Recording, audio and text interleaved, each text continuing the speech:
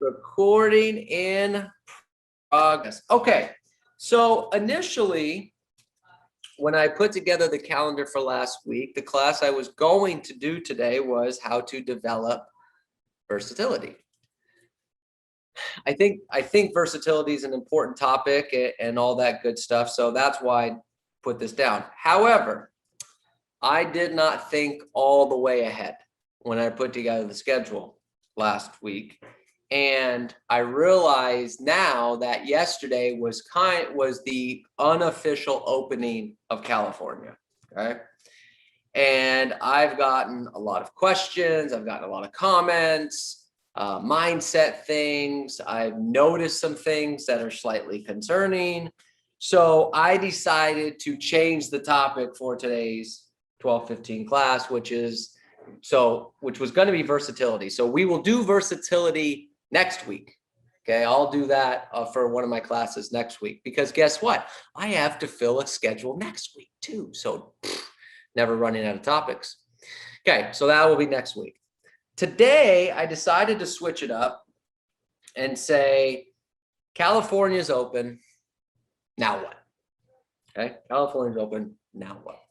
So we're going to talk about that. So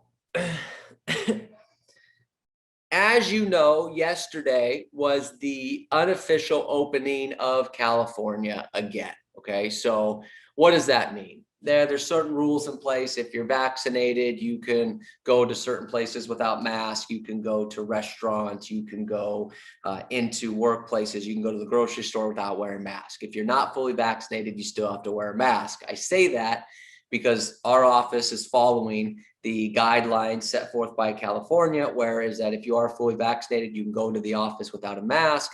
If you're not fully vaccinated, it's kind of the honor system that you're still wearing a mask, because we're not allowed to ask you if you've been fully vaccinated. So, just honor system there. On top of that, what else does that mean? That means that Dodger Stadium's open. Full capacity, 55,000 people. Okay. I joked about it yesterday morning, and I kid you not, because I said yesterday, I go, there's two things that I keep hearing from people. It's either Dodger Stadium's open, or the people with kids are, I get to go to Disneyland. And then yesterday on a 10:30 coaching call, I asked one of our agents, I said, hey, so, how does this change your business now that things are open? She goes, I get to go to Dodger games. I was like, there you go. And then yesterday we were talking to Jack at 12:15. And he goes, yeah, I'm actually taking Amelia to Disneyland. I was like, that's the stuff. Dodger open, Disneyland is open, okay, to out-of-state people.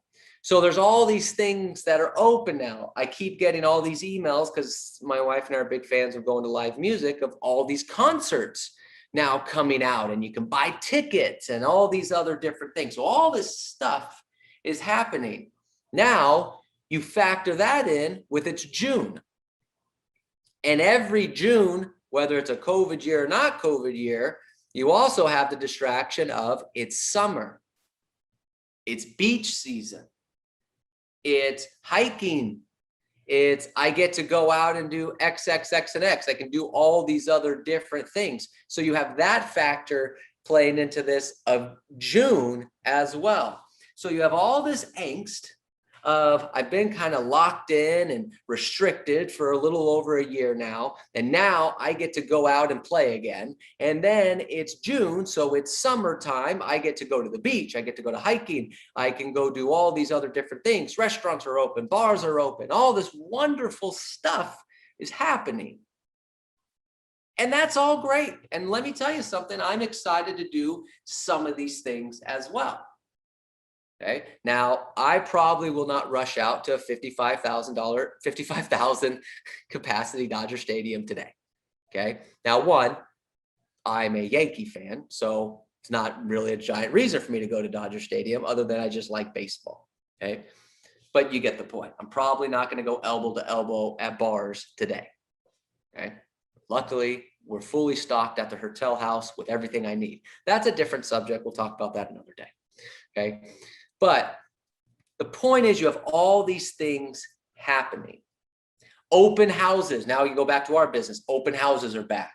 Door knocking, even though door knocking's been around, it's like it's open now. You can do whatever you want. Door knocking, open houses, no more P's. All these things are now happening as of yesterday. And then you have the end of June is the end of the moratorium for evictions. So now you have that happening. So you have all these things kind of unraveling at one time. And what does that mean? Well, let me tell you what it means. I wrote down a couple thoughts here. It means, number one, self-discipline is more important than ever. That's one thing. And we're going to dive a little bit more into some of these points here. But I wrote down self-discipline is more important than ever. I wrote down here, more agents are going to start working. I wrote that down. I wrote down here, what else does this mean? You will have more people around you pulling you away from work. Is also what it means. I wrote down here, if you have kids, kids will have more activities. I wrote that down. I also wrote down here that there could be potentially, we don't know this, some more business in the marketplace. We don't know that, but I wrote that down as potential. I also wrote down here, your mindset is more important than ever.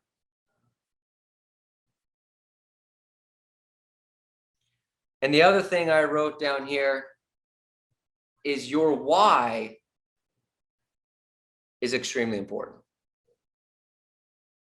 So we're going to dive into some of these points here a little bit, kind of help figure out how to navigate now that things are open and what do we do.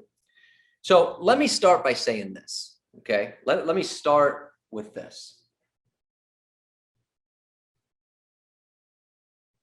You are allowed, you are welcome, you are deserving of being able to take breaks and go enjoy yourself. You're allowed to go on vacation. You're allowed to go do all these other different things. You're allowed to go enjoy the sun, enjoy the beach, enjoy the travel, enjoy all these things that you can now do if you earned it.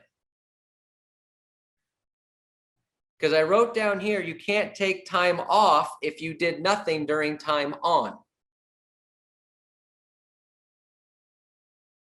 So we had one of our agents who is having a monster year. Already made more money this year than they did last year and the year before. And they do good. This is not, again, an agent that goes from 2 to 3. It's an agent that does good money. They've already crushed it. And they had planned on June 15th, they were doing a 10-day road trip with the family. That was the big vacation. And they told me, they go, I don't know, I feel kind of bad. I'm crushing it. And I said, you earned it. Go do the 10 days. Go on vacation. Go treat your family. You've been harnessed together for 1.5 years. Now, look at some of you. I get it. I give this agent a lot of credit because you've been in lockdown under one roof with your entire family for 1.5 years. The fact of then taking a road trip with the same people is pretty amazing to me. Okay. God bless you and loving your family. Cause I feel like some of you are like, no, we're going like separate vacations. I'm getting away from my spouse. I'm getting away from the kids. I'm doing all that. So God bless that agent. But the point is, I told that agent, don't feel bad. You earned it. So, and some of you I put down here have earned every penny you've gotten, have earned every deal you've made, and are on track to have amazing years. You had amazing 2020s. You had amazing starts to the year. You deserve to go enjoy a vacation. Go out and enjoy what we now have the ability to do. So I want to start with that because I don't ever want anyone to think that, God, all he does is talk about work. No. Let me tell you something. I got vacations planned this year too. Damn it, I'm getting on an airplane at some point this year. Okay, because I had a lot of vacations canceled in 2020, not by my own choice. So I have vacations planned too. So you have to go enjoy yourself. But I wrote down here, you can't lose focus of your goals. You can't lose focus of your goals. The best part of what's happened over the last year and a half for some of you is it's forced you to focus on your business. And some of you, this is the best you've ever sounded on the scripts. This is the best you've ever been on your listing presentation. This is the best you've ever been prospecting. This is the best you've ever had all your strategies, all your systems in order. You're no longer a scattered mess because you had no other options. You were so focused. That was the beauty. Some of you got complete control over your business because the options weren't there, the distractions weren't there. So what I wrote down here is you can't let that loose. You can't let the systems break down. You can't let the distractions get to you and take you off path again, even though they're open. So you have to have a strong, strong connection to your goals. I wrote down here, rewrite all of your goals starting today. Rewrite all of them. What do you want to accomplish between now and the end of the year? What about your 1-year goal, your 5-year goal, your 10-year goal? And don't just copy and paste what you did in your business plan in January. You have to re-excite yourself. You have to re-energize yourself with new goals, new accomplishments. And maybe some of them are the same. But re-engage with the goals. Take some time to write out everything to stay engaged with, like, this is why I still have to go to work. For those of you that go on the role play in the mornings, you notice that it's been a little lighter last few days. A little lighter in the morning, isn't it? You notice that our sales meetings, I mean, we got 34 people on here, a little lighter. Normally we have 40 or so. You know, our classes, Jocelyn yesterday felt terrible because no one had any questions for her. She goes, did I do a bad job? I said, no, Jocelyn, the problem is there was only 12 people on the call. A little lighter. Do you think that's a coincidence? No. It's because the options are open. It's because I don't have to. I don't have to wake up and just be in my pajamas at 8 a.m. to role play. I can actually go to the coffee shop. I can go have breakfast. I can go take my kids somewhere. I can go for that hike. I could go. I wrote down here, there are going to be 2 kinds of agents moving forward for the rest of the year. There are going to be agents that continue to dominate the marketplace and have amazing years. And there's going to be agents that lose every ounce of momentum they had and are going to struggle. Every ounce of momentum they had.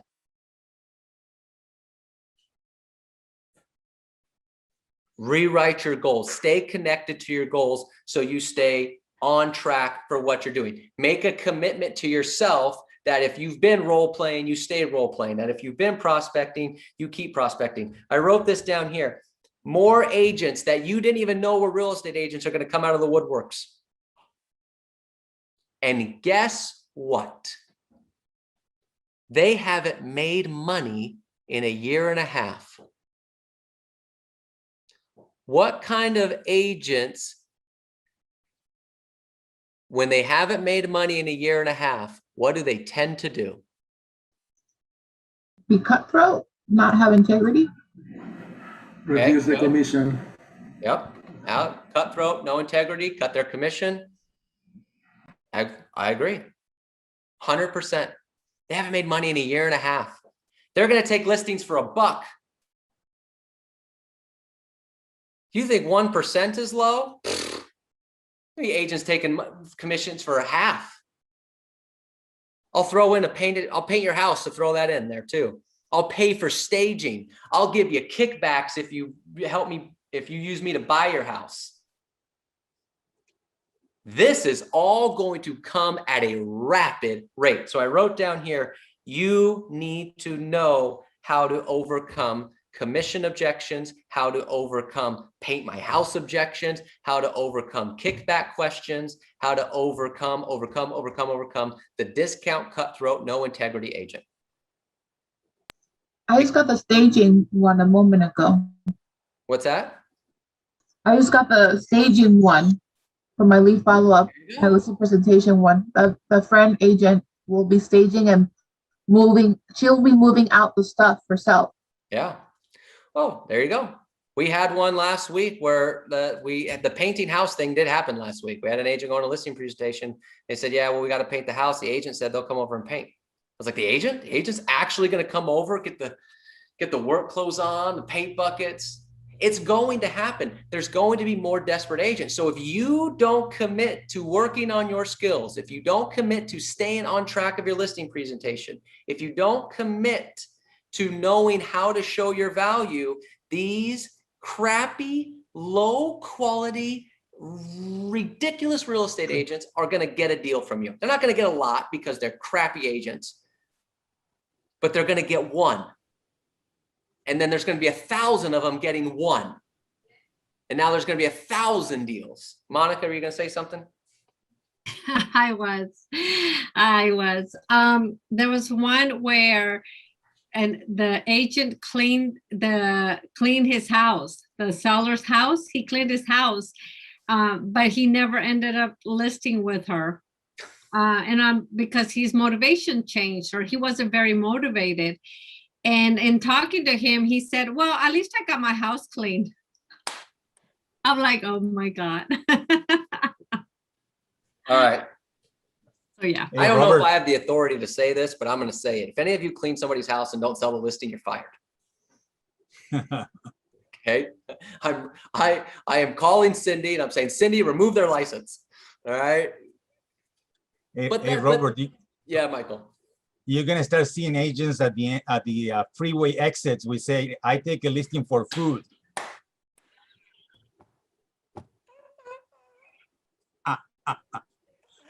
Oh, I love it. I love it. But the point is, look I just brought this up, but we had 3-4 different examples of I'll pay for staging, I'll paint your house, I'll clean your house, I'll do all that. This is going to happen, folks. It's been 1.5 years since some of these people have closed the deal. And now all of a sudden they're going to come out of the woodworks.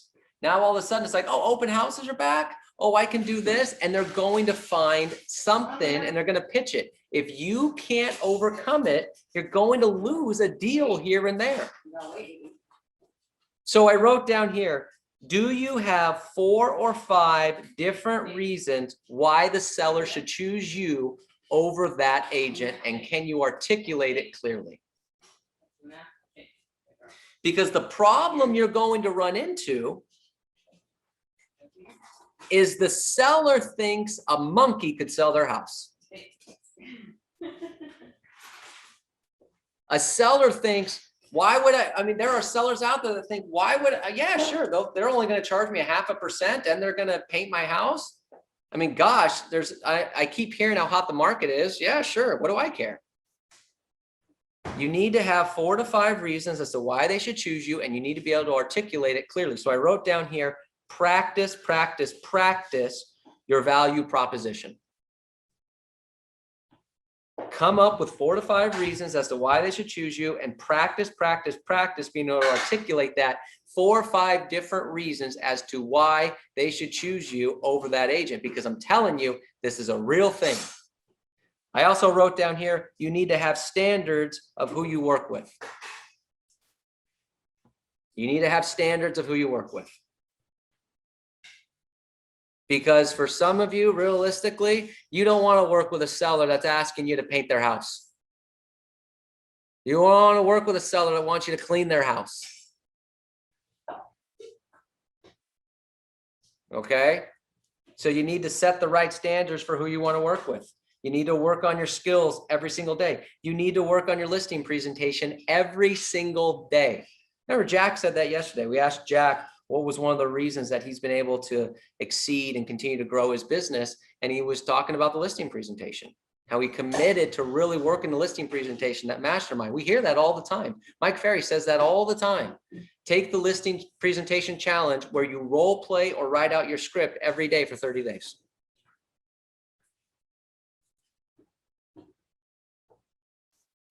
You have to get better at that. Okay. I wrote down here, as things reopen and more agents enter the marketplace, it's more important than ever for you to claim your database. It is more important than ever for you to claim your database.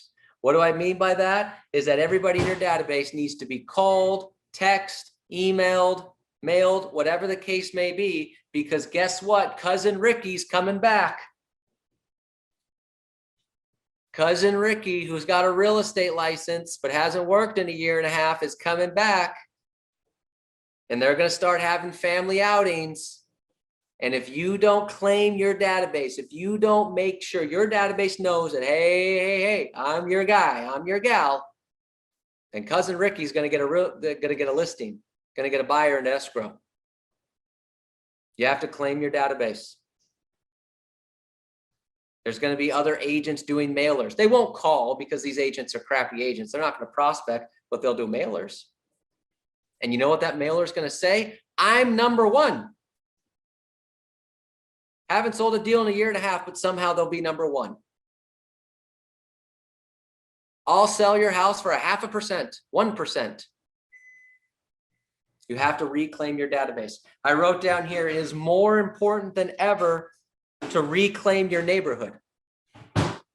Not just your database, but your neighborhood or your farm area, or whatever you want to call, because there's going to be more people coming out of the woodworks with their real estate license, which means more competition. You need to get a hold of this before they get going again.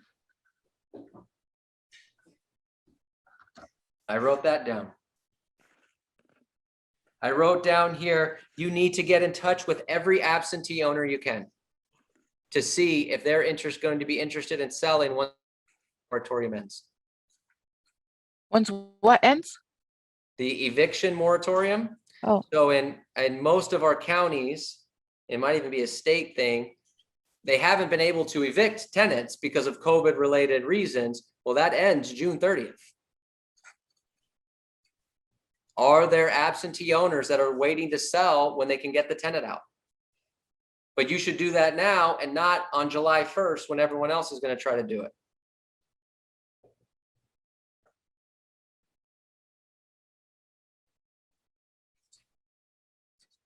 I wrote here, you need to wake up every day assuming you don't have any business.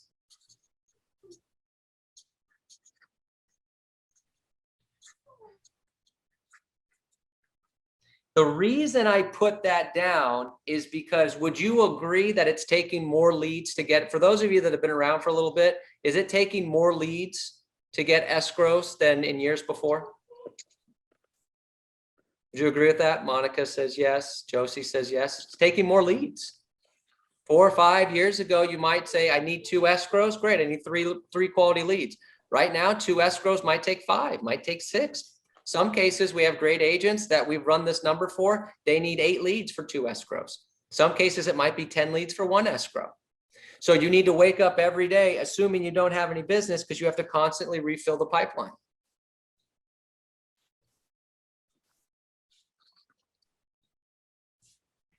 I wrote down here, it's not a deal until it's a deal. It's not a deal until it's a deal. See, what I mean by that is sometimes we have so many leads that we think, gosh, I have 10 leads. There's 4 or 5 deals in there. Probably there's not. I'm not trying to say that to be mean, not because you're not doing great lead follow-up, not because you can't convert them. Just the reality is there's probably not 4 or 5 escrows in there. There might be 1 or 2. So it's not a deal until it's a deal. You need to go find more people. You need to get 10 new leads. I wrote down here, you need to provide more information to your database, to your community, to your followers on whatever social media you're doing. You need to provide more data because the the common person about real estate doesn't know what's going on. All they know is it's a hot market, because that's all we hear. Be more specific, give more value, provide more content.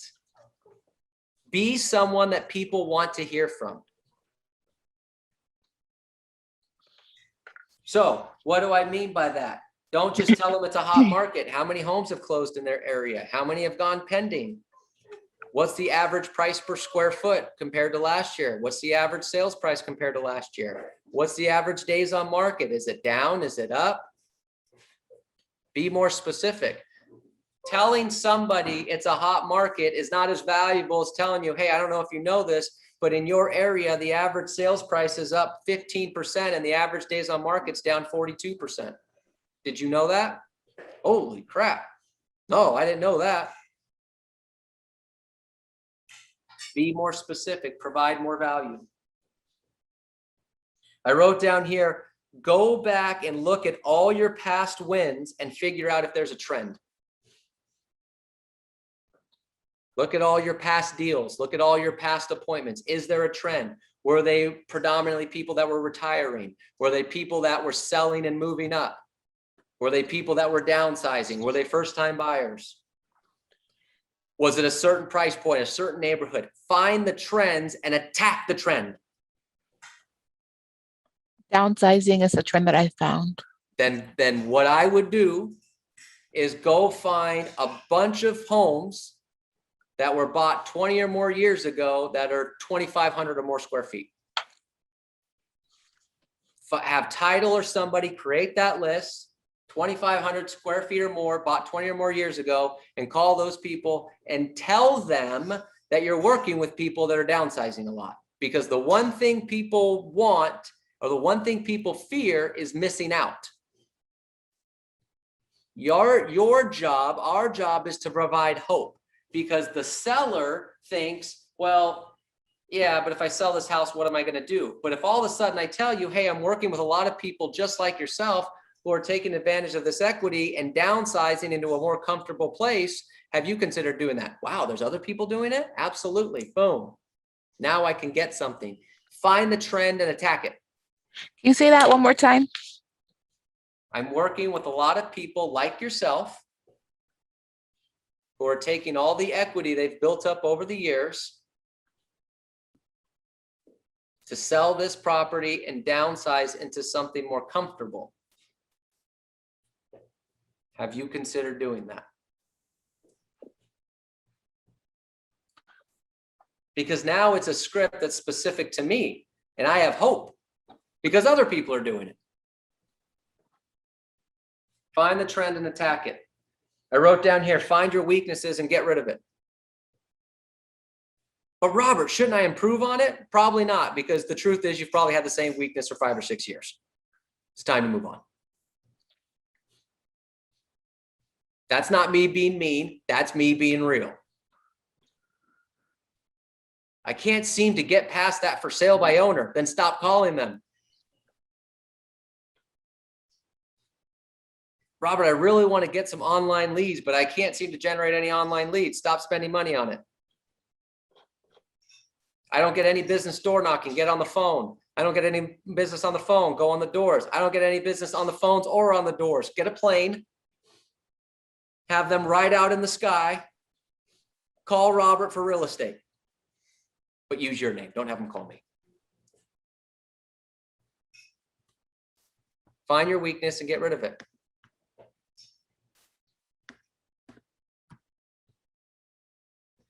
I wrote down here, as the state reopens, you need to have a conversation with all the people important to you and share with them your goals and your schedule. Have a meeting with all the people that are important to you and share with them your goals and your schedule. Why? Because this time last year, nobody was trying to pull you away because there was nowhere to go. Now they're going to try to pull you away. Let's go to the beach. Let's go here. Let's go there. They're going to try to pull you away. Oh my gosh, things are open. Let's go do this. Have a meeting with people that are close to you, family, friends, kids. Tell them, here's my schedule, here's my goals. This is why I can't go to the beach Wednesday at 9:30. How about we do it Saturday? How about we do it Sunday? Or why don't we schedule it out where once a month I take a weekday off and I go to the beach? Again, have fun, enjoy life. But take off days that you schedule to take off. I wrote down here, figure out your hourly rate. We've talked about this before, right? Figure out your hourly rate, figure out your daily rate. So the next time one of your friends or family says, hey, let's skip work and go to the beach, say, no problem. As long as you give me $850, I'm all yours. What do you mean $850? Well, I did the calculation and that's my daily rate. So you give me $850, I'm all yours. Somebody's got to pay for this.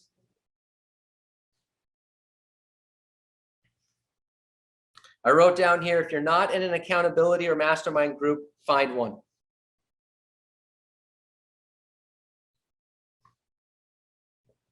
On that note, if you're in a crappy accountability group, find another one. I was thinking something like that.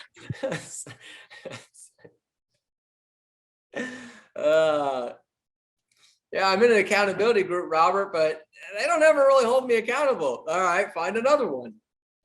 And the group doesn't have to be big. Find an accountability partner. If there's no group, find a partner. Just find somebody that has the same vision, same goals. They don't even have to be in real estate. Find a mortgage person, an insurance person. Find somebody who's in sales, is an entrepreneur that has to go do the grind every day the same way you do and say, hey, look, let's be accountable to each other. But you need some sort of accountability. I wrote down here, you need a mastermind group or a mastermind person that you can talk to, because you're going to have struggles as things open up and you have all these opportunities to go do stuff, and you're on social media and you're seeing all these people doing things, and you have friends and family doing all these things, and you're here working. You need to be a part of a group to keep your mindset right. Now, we do the best we can here, but it's only so much. You need to be able to talk to people. We do this on, I mean, I could do this on coaching calls and stuff like that. Patty, Neil does this on coaching calls, things like that. We can only do so much. Find some people that are like-minded to keep you focused. I wrote down here, if you haven't already schedule a vacation. Well, wait a second, Robert, you just told me to mastermind with people and stay focused and the schedule and all that. Yeah. But don't lie to me and tell me that you're not excited about things opening up and you want to go places, that you're so excited about coming to work at 8 a.m. and prospecting tomorrow. Don't lie to me. It's not my first day. Okay, it's not my first day. I'm well aware that the opportunities are nice and you don't want to do that. So schedule something. Schedule a vacation, schedule time off. That way, if it's scheduled, then it's easier to commit to all the days up to that. Because right now you want to just go run outside. Okay, fine. Well, then schedule today as a day off. Schedule tomorrow as a day off. Go get it out of your system. I'll see you Friday. I swear to God, if I'm alone tomorrow morning in a role play after that comment, I am going to be so upset. I am going to be so upset if nobody shows up tomorrow morning. Well, Robert told me to take today off and see me Friday. Jack says he's checking airfare now. There you go. Schedule it. You want to do it. Don't fight it, because then it just lingers in your head. I want to go. Great, go. Schedule a vacation. Schedule something fun. Go do something fun. And then on the days that you're not scheduled, be here doing the activities. As a matter of fact, if you want to make it real fun, schedule something that's really expensive.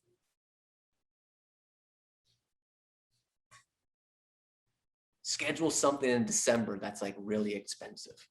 Schedule something in July, August that's like really expensive, that you have to make sure you come to work to pay for it.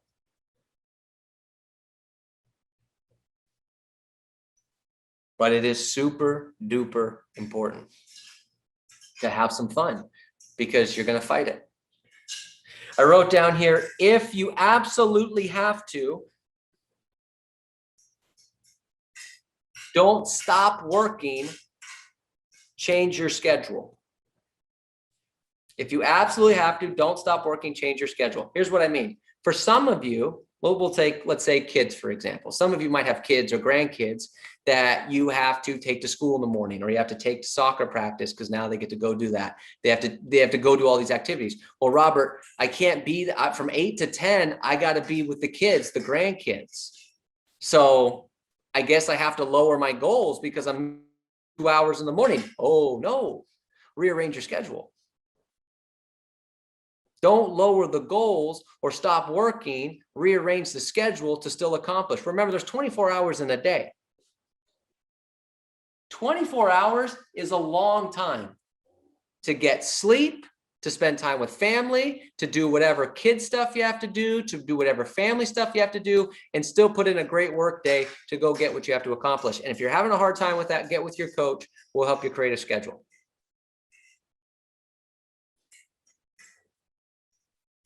I asked Jack this question yesterday. I said, how do you not use your kid as an excuse? You use it as motivation. Don't use, for those of you that got kids or grandkids, don't use them now being able to do activities as an excuse. Use it as motivation.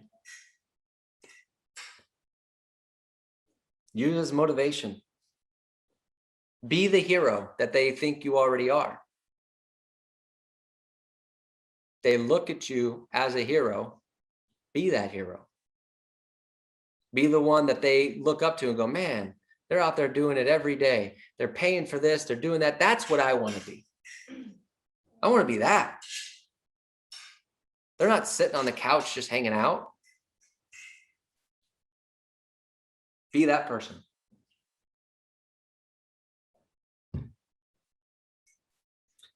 I wrote down here a couple more points as everything opens up. As everything opens up. When you're working with buyers, you have got to figure out how to get a buyer broker agreement signed. Why? Because the beauty we've had with buyers up to this point is they had to schedule a showing. So they needed to work with you to schedule the showing. Guess what they don't need to do anymore? Schedule showings. They can go to open houses all on their own. Guess what's at open houses? Real estate agents. Guess what a real estate agent's goal of the open house is? To get leads. The goal of the open house is not to sell the house. Why? The house is going to sell. Their goal of an open house is to get leads. Your buyer lead doesn't need you to go see the property. It's Saturday, it's down the street, boom, boom, boom. I'm gonna go see my open house. Here's the agent saying, oh, hi, my name's so-and-so, blah, blah, blah. What's your name? Asking questions, losing deals. You've got to work on getting a buyer broker agreement signed or having more control over your buyers so they're not going to open houses without you. Very, very important. That's the goal of the open house, is to get leads. And if you don't have control over your buyers, that will become their leads. You have to get control over that. But I wrote down here, this is the last couple of points here. I wrote down here, all of everything I'm saying, all of this stuff, right?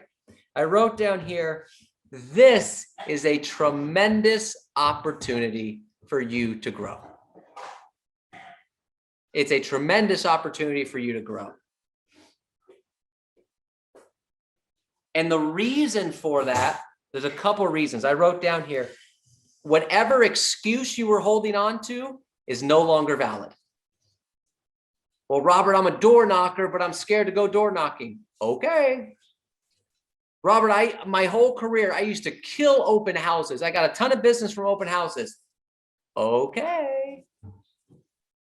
I used to work with nothing but absentee owners, investors, and they've been afraid to buy or sell because of the evictions.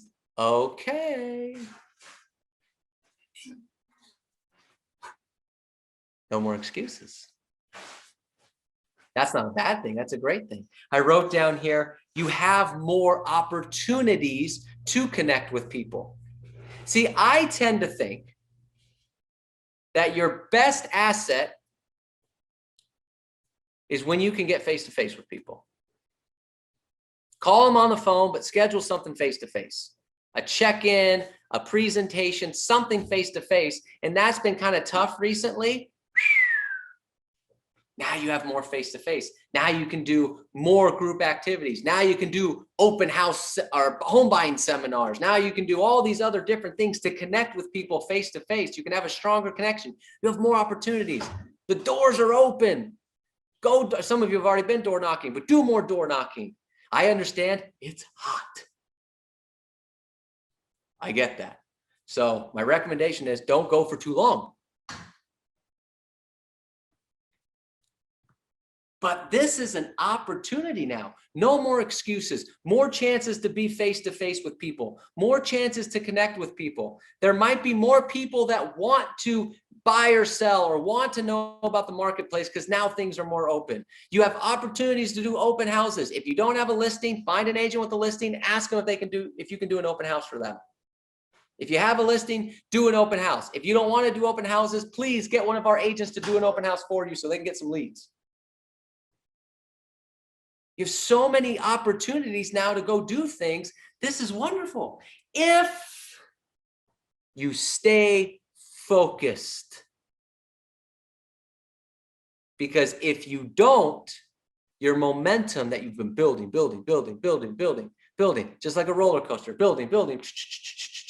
If you don't stay focused, it will be like a roller coaster and go, and then you'll end up upside down, and you'll be doing flips all over the place.